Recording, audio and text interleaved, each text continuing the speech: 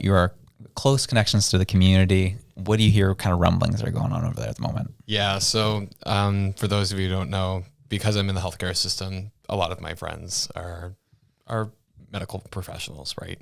And so there's been murmurings of people saying, I don't know if it's worth it to be a family doctor anymore. It certainly wasn't worth it before, but now this is making it a lot more not worth it because my entire retirement is tied up in my own personal corporation that I've set up.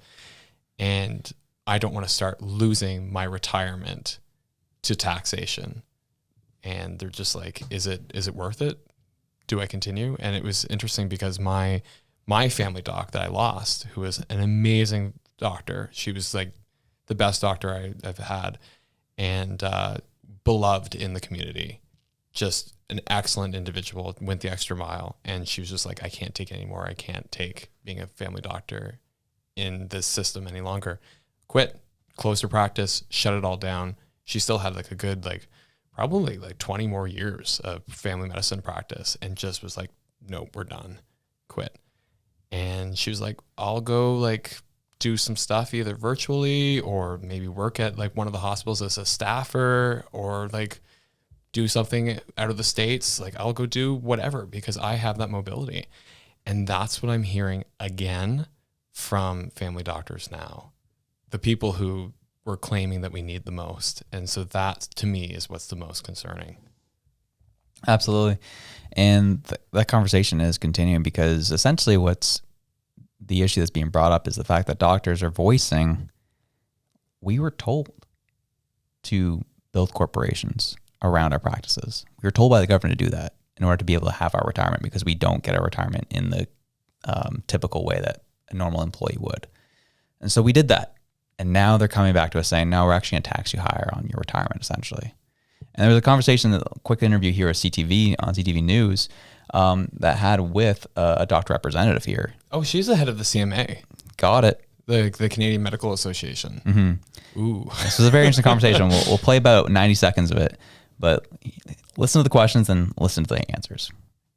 So you heard the Prime Minister there. He's pretty unequivocal about the reason why they brought this in. They view it as a question of fairness, taking a little bit more from the quote unquote wealthy and making sure younger generations kind of get their fair share. How do you respond to that? Well, I would certainly say that doesn't feel very fair to me as a family physician working in Canada. I definitely don't consider myself an ultra wealthy person, but as I look across the country, at the professional corporations that were set up, and it varies from province to province, but 15 to 20 years ago, we were encouraged to set up professional corporations as a saving vehicle for our retirement and to run our practices in lieu of increased fees at the time. So here we are now, 15 to 20 years down the line, being told that those legitimate business practices, those established savings vehicles, are going to be taxed at a much higher rate without that threshold afforded to individuals. Is that at the heart of the concern from doctors, essentially that so many of them did, as you mentioned years ago, take the advice and incorporate, and now they'll be subject to the changes regardless of the threshold as it applies to individuals? So I think that's part of the challenge. The other part is how do we recruit people to come in and set up practices? How to recruit new graduates and new to Canada physicians to come and set up in a way that meets the needs of Canadians. So for myself, I always try to relate to people that my income into the corporation doesn't equal wealth. Out of that income that comes in, I provide the infrastructure of my office, I provide staff, the computer equipment, supplies that I need to run my office. And that's infrastructure that we're providing to support the healthcare system across Canada. And this is new tax changes that are a huge disincentive for us to bring in new recruits. And of course, it is completely unfair, late in the game taxation for those physicians who did follow the rules of the day and save for their retirement inside of our professional corporations. Yeah, exactly. That's the thing, right? And she said it right there. How are we supposed to recruit people when those people who are foreign trained, who will have the credentials to practice in Canada, will also have the credentials to practice in the States, go, why am I going to exist in this system and make less money and then get taxed more on that less money when I can go to the States, make more money and have less tax. It's a no-brainer. Mm-hmm. Like, you would have to be really in love with Canada in order to make that decision. And let's be honest, no one who really loves Canada is going to be the ones who are going to be staying. We're going to be getting the people that just tolerate being here. So you're not going to be getting the best. You're going to be getting people who are frustrated, annoyed, impatient, and just doing this because they have to. And that's not what's good for our medical situation here in the country.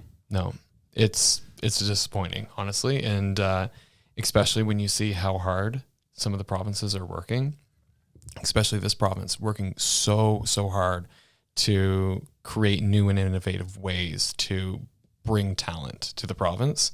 To have this happen would be a slap in the face. Like, I could see like Houston's office just being like, God damn it.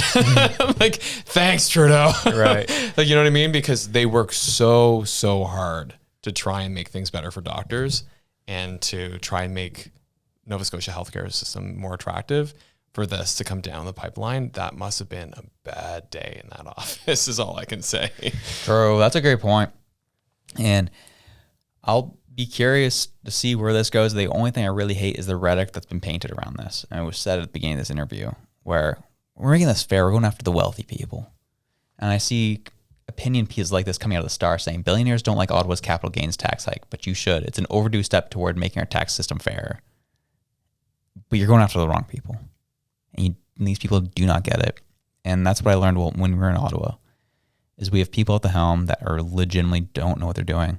They thought this was a good idea. Some staffer brought this up and yeah, let's try this. Let's do this. This will make us look good. And they're just crippling our economy more and more and more.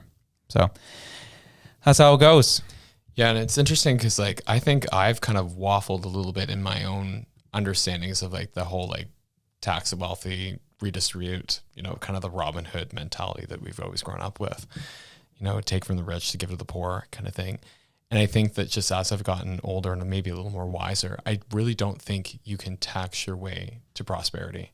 I don't believe that that's the way you do it. It's never worked. No. So never worked. It's been tried many, many times. And this is the issue with socialism, communism in general, where it's been tried so many times. And the reason why it fails and the reason why it keeps being retried is the arrogance of people saying, but they didn't do it like we did. And then we're going to try this again. That's typically what's happened over millennia. And unfortunately, just cause people suffer. Yeah. And like, that's not to say that I'm like all out for unfettered capitalism. No, like that's not what I'm here for either. Cause I know I had this conversation with another person. They're like, yeah, and I bet you want to privatize healthcare too. And I was like, absolutely not. Like, there's a reason why we have public systems in place and safeguards. Mm-hmm. But I think that we've gone too far in some respects. And I think that in our aim to make everything equal for everyone everywhere, I think that we've created disincentives and made things worse. I think we need to pull back a bit on some of these things and re-incentivize people to do for themselves. I think that there's so much value in people being, like less taxation so they can determine for themselves what they do with their money and how they spend it and how they invest it and how they build their own prosperity.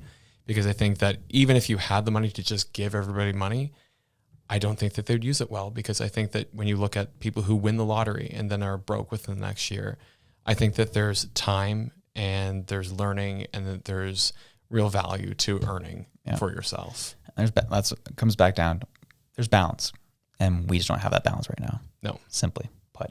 That was electric, wasn't it? Well, we enjoyed it. Hope you did too. If you did, you can check this video out here to the top right corner, right near my window. Get over. There it is right there. And if you liked that, you can also check this one right here. We love you. Have a good one. Peace out.